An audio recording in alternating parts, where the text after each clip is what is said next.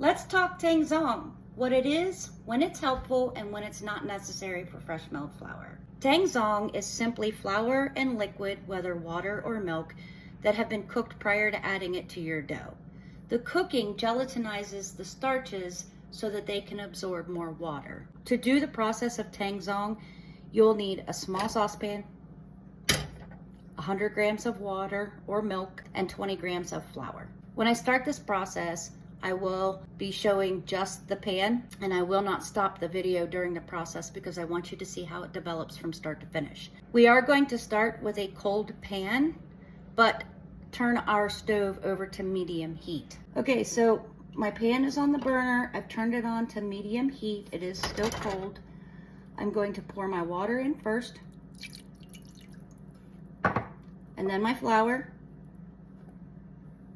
and I'm going to mix this.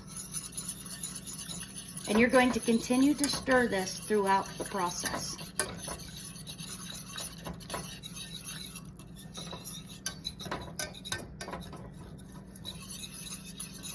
Tangzhong is not typically used if you're using an auto lease because that's kind of redundant. Auto lease is just doing the same thing in a more natural way.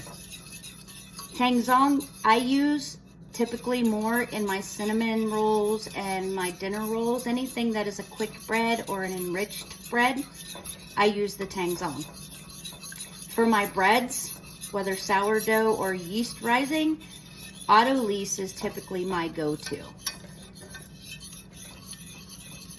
You'll continue to stir this because you don't want it to stick. Now sometimes I do have my trusty little spatula handy, because if I get flour on the side of the pan, I want it obviously into the liquid. So I'll just move it down. But I want you to notice how it is already starting to thicken. Okay, so we're gonna continue mixing this because we also don't want it to burn.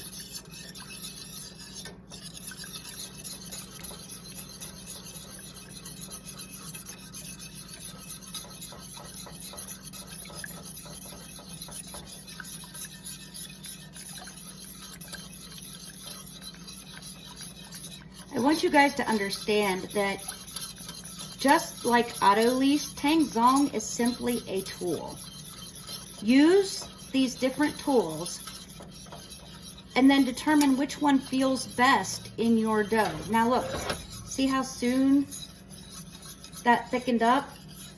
You want to think like a pudding or mashed potatoes maybe.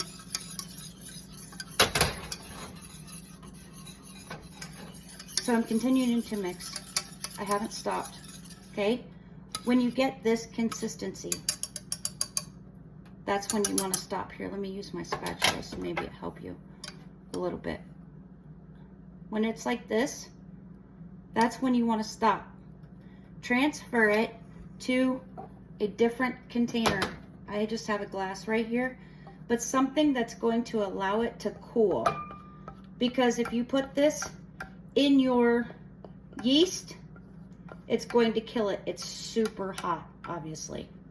And you don't want your yeast any higher than 110 degrees. Commercial yeast, I should say.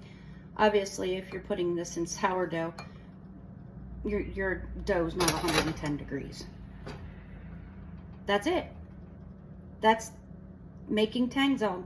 After this cools, you can add it straight to the rest of your liquids, your yeast mixture and all of that. Before you add the flour in, you'll mix this in.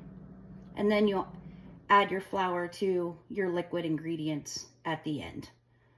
I hope this helps, and I'll see you next time.